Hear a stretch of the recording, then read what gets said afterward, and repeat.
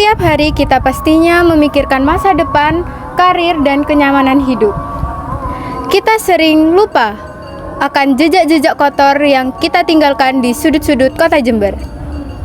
Masalahnya bukan lagi sekadar plastik yang berserakan, melainkan ketidakmampuan kita untuk bertanggung jawab atas apa yang kita konsumsi.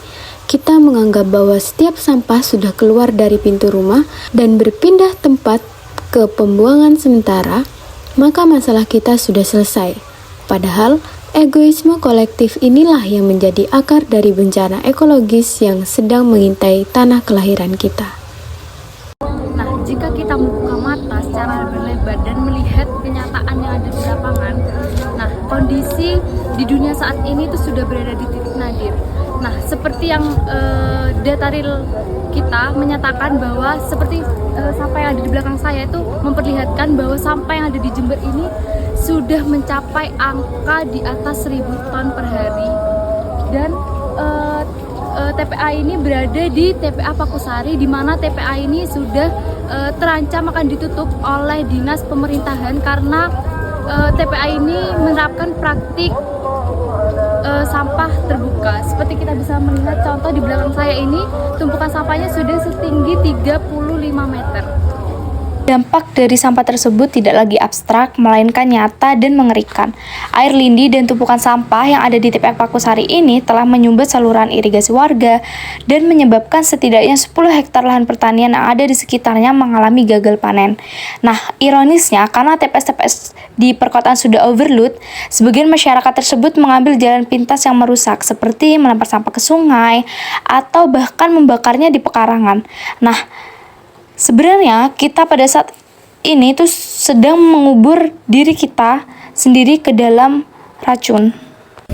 Disinilah letak ironi kita sebagai bangsa yang mengaku punya ideologi. Sila kedua Pancasila yang menyebutkan kemanusiaan yang adil dan beradab sering kita bayangkan memiliki arti yang berat dan juga topik yang susah untuk dibicarakan seperti hukum dan hak asasi dalam berpendapat.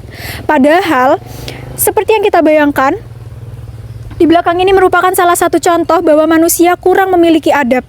Ketika kita tidak bisa mengelola lingkungan yang di dalamnya juga terdapat makhluk hidup. Membuang sampah ke sungai atau membakarnya hingga asap beracunnya dihirup oleh tetangga dan anak-anak kecil merupakan sebuah bentuk pembunuhan karakter kemanusiaan. Tindakan tersebut dapat dikatakan tidak adil karena kita melemparkan beban penyakit dan bencana kepada orang lain demi kenyamanan instan diri sendiri. Tindakan itu juga tidak beradab karena menghilangkan rasa tenggang rasa atau dapat disebut dengan tepuk seliro. Ketika TPA Pakusari meluap hingga merusak sawah para petani, adab kita sebagai warga yang hidup di sekitaran kota sebenarnya juga ikut runtuh bersama dengan longsoran sampah tersebut. Krisis sampah di Jember ini merupakan salah satu cerminan dari krisis moral dan kemunduran dari adab kolektif kita. Menyalahkan pemerintah dan sistem penanganan sampah yang sudah berjalan memanglah cukup mudah. Namun, hal itu tidaklah mampu mengurangi ketinggian sampah yang ada di TPA Pakusari.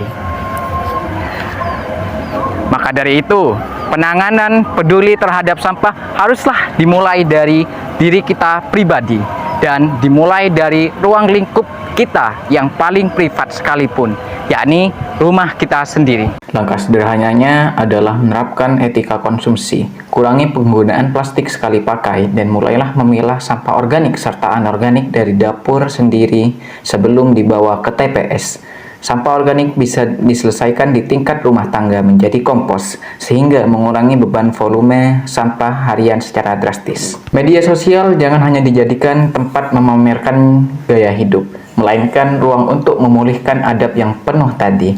Melalui gerakan edukasi berbasis digital, mari kita gunakan platform seperti Instagram, TikTok, atau Reels untuk membangun kembali empati publik. Nah, bayangkan jika setiap pemuda Jember membuat konten kreatif, bukan untuk menghujat, melainkan untuk memperlihatkan realita para petani yang gagal panen akibat sampah kita, atau menyebarkan tutorial estetik memilah sampah dari rumah. Saat kita menekan tombol share untuk konten kepedulian lingkungan, kita sedang menyebarkan virus kemanusiaan. Mari kita buktikan bahwa masyarakat Jember adalah masyarakat yang beradab. Sebab pada akhirnya mengelola sampah dengan baik dan benar bukan hanya bertujuan untuk menjaga kebersihan estetika dari kota Jember itu sendiri, melainkan sebuah cara yang otentik untuk memuliakan sesama manusia.